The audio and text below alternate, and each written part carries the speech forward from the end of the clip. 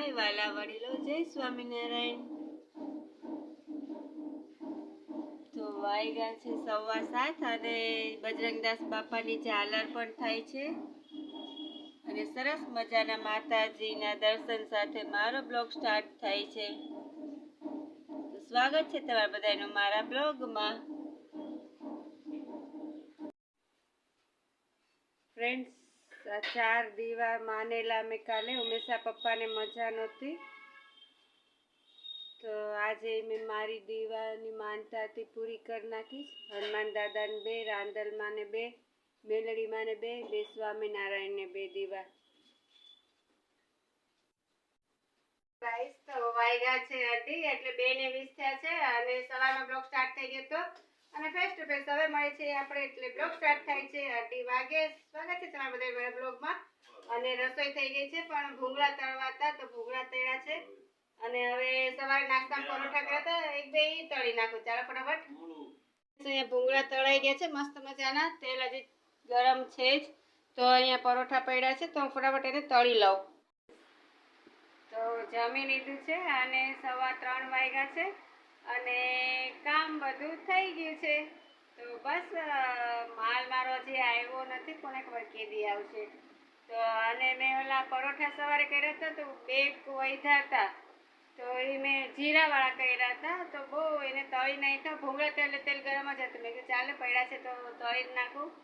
તો બસ તળ્યા, પણ એટલા ટેસ્ટી લાગે, ખાખરા જેવા જીરાવાળા ખાખરા આવે ને એની કરતાં તે સુપર લાગતા હતા। મસ્ત ટ્રાય કરજો, રાતે પરોઠા કરી નાખવાના જીરું નાખીને, મોણ મીઠું નાખીને, સવારે વહી જાય ને તો નાસ્તામાં મસ્ત ધીમા તાપે, પણ એમાં પેશન્સ જોઈએ, એકદમ વાર લાગે, તો મસ્ત ધીમા તાપે એકદમ ક્રિસ્પી બિસ્કિટ જેવા, ફરસી પૂરી જેવા એવા સરસ લાગે। તો બસ એ તળ્યા હતા, પણ મેં તો એ જ ખાધા, રોટલી ખાધી જ નથી। ખીચડી શાક અને વટાણા બટેટાનું શાક કર્યું હતું, ખીચડી હમણાં રોજ કરીએ, કારણ કે ઉમેશા પપ્પાને રોટલી ભાખરી થોડીક ખાય, એમ કે દવા પીવે ને 4 કેટલી છે ઉમેશા પપ્પા દવા? 4 છે, 4 દવા છે, એટલે સાવ ખાલી ખીચડી તો ન હાલે ને। તો બસ હવે ઉમેશા પપ્પાને થોડુંક સારું છે કાલ કરતાં, આંખ આગળ સોજો હતો એ થોડોક ઓછો થઈ ગયો છે, તો કેટલા 1, 2, 3 ભાગ ખવાના, પણ જે કેસ કઢાવવાનો એ જે ઓલું કાગળ હોય છે ને, હું તમને બતાવીશ ક્યાં આગળ દવા લેવા ગયા હતા, કયું ડૉક્ટર દવાખાનું, આશીર્વાદ દવાખાનું, પણ એ જે 2 લેડી હતા એ ડૉક્ટર, પણ એનો સ્વભાવ ઉમેશા પપ્પા કે બહુ જ સારો, સારો હતો ને, દાદા તમે કે મૂંઝાવમાં, તમે ઉપાધિ કરો માં, અને એ કે તમારી પાસેથી હું બહુ વ્યાજબી ભાવે લઈશ, બહુ મારી ફીસ તો નહીં લો, તેણે એની ફીસ પણ ન લીધી, અને બહુ જ અહીંયા આમ થાય તે રાજકોટના માણસો બહુ જ સારા। હું એક ગામ કહું છું, અમારા 10-12 વર્ષનો અનુભવ એ ગામનો, નામ નથી લેતી, તો ત્યાંના માણસો કરતાં અહીંના માણસો 100 દરજા સારા છે। ત્યાં તો અમે રહેતા હતા ને, તો એ જે ગામ છે ને ત્યાં કોઈ હાથ ઝાલવા વાળું નહીં। ડૉક્ટરનું નામ કે કાંઈ ગામનું નામ નથી લેતી, પણ ઘણા ટાઈમ પહેલાં તો મારા છોકરાઓ નાના ને પગાર ટૂંકો હતો, હજી જોઈન્ટ થયા હતા, નાના હતા, તો અને ઉમેશા પપ્પાને ઠીક કામ હતું બહુ, એટલે પરિસ્થિતિ અમારી ખરાબ હતી, તો મને ડેન્ગ્યુ થયો હતો, તો દવાખાને એડમિટ કરી, જ્યાં લઈ ગયા હતા ને એ કે તમારે બહાર લઈ જવા પડશે, રાજકોટ નહીં। તો પછી દવાખાને બીજે લઈ ગયા, તો એ ડૉક્ટર તો બહુ જ સારા, પણ જે મેડિકલમાં ગયા હતા ને બાટલા લેવા ગયા ને, તો એ ઉમેશા પપ્પા પાસે પૈસા નહોતા, અને છોકરાઓ તો નાના હતા, હજી કેટલા 2,000-3,000 બિચારાનો પગાર હતો, હજી નાના હતા, તો ડૉક્ટર એ જે મેડિકલવાળા હતા ને તો પૈસા નહોતા, તેને મૂકી દીધા બાટલા, કે પહેલાં પૈસા લાવો પછી બાટલાને। ઉમેશા પપ્પાને ત્યાંથી રોવાઈ ગયું મેડિકલમાં જ, તો એને જે દવાખાને મને દાખલ કરવાની હતી ને એ ડૉક્ટરને ફોન કર્યો કે આવી રીતે છે, તે ડૉક્ટર બહુ જ સારા છે, એને મેં મેડિકલવાળાને ફોન કર્યો, તો એ સંપર્કથી મેડિકલવાળા તો એકબીજાને ઓળખે ને, પછી ડૉક્ટરે કહ્યું ને પછી બાટલા દીધા। તો અમુક એવા હોય છે કે કાંઈ કોઈની પરિસ્થિતિ સમજે નહીં, અને અમુક તો આ બાજુ તો બહુ સારા, અને એ ડૉક્ટર છે, ડૉક્ટર સરસ જ સ્વભાવ હે, હા સુજલવાળા, એ જે મને એડમિટ કરી હતી સુજલ દવાખાનું નામ, અને એ ભાઈનું નામ કંઈક છે કે છોકરાઓને ખબર છે, પણ એ ડૉક્ટર એટલા સારા ને કે આપણી પરિસ્થિતિ નબળી હોય ને તો એ બહુ સમજે અને એમ કે રહેવા દો, પછી તમારી પાસે થાય ને તો એ દેજો. પહેલાં આ લોકોની ટ્રીટમેન્ટ જે મજા ન હોય ને એની પહેલાં ટ્રીટમેન્ટ કરીએ. તો તે અમારી પરિસ્થિતિ બહુ ખરાબ હતી. તો જો એ ડૉક્ટર બહુ સારા. મારે નથી કહેતા કે આંગળી ચીંધવાની પૂન લાગે. તમે આમ આંગળી ચીંધો ને, એક સામે જાય ને 3 છે ને એ આપણી સાઈડ આવે. 3 ઘણું સારું અને પૂન આપણને મળે. ઓલી સાઈડ તો એક જ જાય, આપણી સાઈડ 3 આવે. એટલે આંગળી ચીંધવાની પૂન છે. પણ અત્યારે માણસ નથી બહુ સમજતું. તો આ જે લેડી ડૉક્ટર હતા ને દવાખાને બહુ જ સારા હતા. એ કે દાદા તમે મૂંઝાવ નહીં, તમને કાંઈ નહીં વાંધો આવે ને સરખી રીતે અમે કરશું. અને પૈસાથી તમે મૂંઝાતા નહીં, અમે વ્યાજબી ભાવ લેશું, તમારી પાસે બહુ પૈસા નહીં લઈ. બહુ સરસ દવાખાનું. એ મેડમય બહુ સ્વભાવના સારા. તો બસ આવું જ છે. હવે ઉમેશ પપ્પાની અપડેટ લઈએ. સારું છે. અહીંયા જો સોજો બહુ હતો. હવે આંખ આગળ તો બહુ હતો. કાલે ફેર છે. 3 ભાગ કે ને દવાના, 3 ભાગ ગયા દવાના. એટલે સારું. ડૉક્ટરે બહુ સારો કા સ્વભાવનો એ બેન મેડમનો. એ જે કમ્પાઉન્ડર હતા એ ભાઈનો સ્વભાવ સરસ. આમ થાય ઉમેશ પપ્પા થોડાક ટાઈમ પહેલાં ગયા હતા ને તો બહાર ગયા હતા, નાતમાં જ ગયા હતા. તો વરસાદ બહુ હતો ને તો બાવડું પકડીને અહીંયા કા તમને લઈ આવ્યા હતા ને કે દાદા તમે પડી જાશો ને. બહુ અહીંયા બધા માણસાઈ બહુ, સ્વભાવ બહુ સારો. તો જય સ્વામિનારાયણ ઉમેશ પપ્પા. જો ફ્રેન્ડ્સ, આ વસ્તુ ક્યાંય એવું જોયું છે? બોર્ડમાંથી અહીંયાથી મોટી કીડી ને લાલ કીડી નીકળે છે આની અંદરથી. અને આ તમને શંકા જાતી હશે ને કેટલા ટાઈમથી. તો ચાલો શંકાનું સમાધાન કરું. જે અહીંયા છે ને એ જ અહીંયા હતું. લાલ કીડી એકદમ અહીં બધેથી ઉભરાતી, મોટી ને લાલ ને સેટી ઉપર આવતી અને ચટકા ભરી જતી.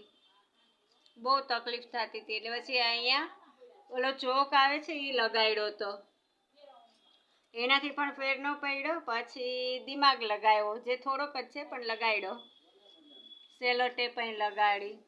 તો અહીંથી તો બંધ થયું પણ હવે અહીંયા ચાલુ થયું.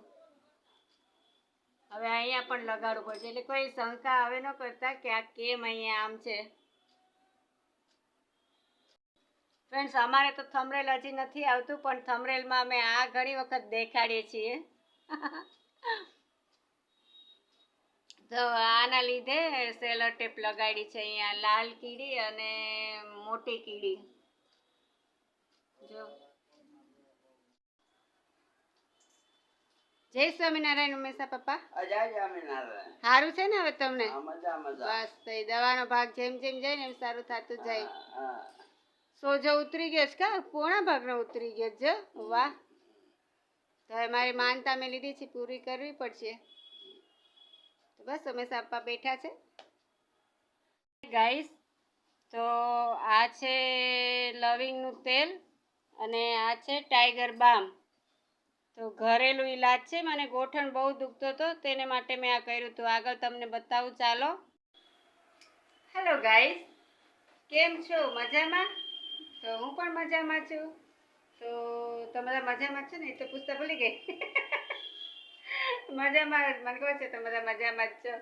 તો બસ વાગ્યા છે 8 અને બપોરે વિડીયો કન્ટિન્યુ હતો. તે પછી કંઈ શૂટ થયું નહીં કારણ કે સવારે ફોન ચાર્જિંગમાં મૂકતા ભૂલી ગઈ અને બપોરે જોયું તો બેટરી સાવ લો. એટલે ફોન મારો ચાર્જિંગમાં હતો. એટલે 2-3 કલાક તો એમ વહી ગઈ. તો સાંજે પછી ફોન ચાર્જમાંથી લીધો. તો સાંજે મેં ગેસ્ટ આવી ગયા હતા તો ચા પાણી કર્યા અને વાતું ચીતું કરીને એ બધું કર્યું. ત્યાં મોડું થઈ ગયું. પછી હવે ટાઈમ મળે તો મેં કે ચાલો હવે મારો વિડીયો કન્ટિન્યુ કરું. તો વાગ્યા છે 8 અને રસોઈમાં તો આજે કાંઈ નથી.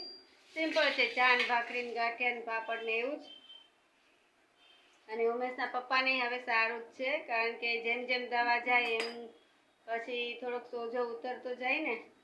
ફેર તો પડે ને. આપણે મેડિકલમાંથી દવા લઈએ અને ડૉક્ટર પાસે જઈએ તો ફેર તો પડે ને. મેડિકલમાં શું થાય કે એ લોકો જોયા વગર દવા આમ તો દે, સારી જ દે, પણ દુખે પેટમાં ને આવે માથાને દુખાવાની એમ થાય. રામ રામ. અને તો કે રીંગણા રીંગણા એની જેમ થાય.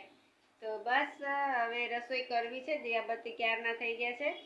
અને મારે એક તમને વસ્તુ બતાવવી હતી કે મને 2 દિવસ પહેલાં ગોઠણ એકદમ, આમ તો નથી, પહેલાંય બહુ ગોઠણ દુખતો હતો.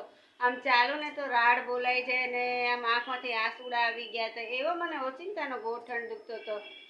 તો ચાલુ 2 ડગલા ત્યાં બેસી જવું પડે એવું થતું હતું, રાડ બોલાઈ ગઈ હતી. તો એની જાણે સિમ્પલ નોર્મલ બામ આવે છે, મેં લગાડ્યો હતો પણ ફેર ન પડ્યો.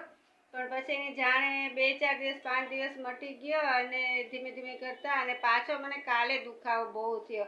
2 ડગલા ચાલી અને મને એકદમ દુખાવો થયો અને રાડ બોલાઈ ગઈ અને આંખમાંથી આહુડા આવી જાય એવો દુખાવો પડ્યો. પછી ઘરેલું મેં એક ઉપાય ગયો તો અને એનાથી મને 2-3 વખત મેં મસાજ કર્યું. 2 દિવસથી કર્યું, કાલે કર્યું હતું ને આજે કર્યું, સવારે અને બપોરે એમ કર્યું હતું.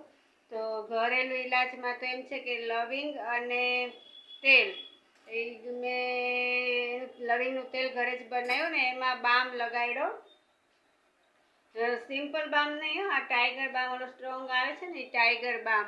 તો તેલમાં મેં ટાઈગર બામ મિક્સ કર્યો અને મસાજ કર્યો ધીમે હાથે, જ્યાં મને ગોઠણ દુખે છે ત્યાં.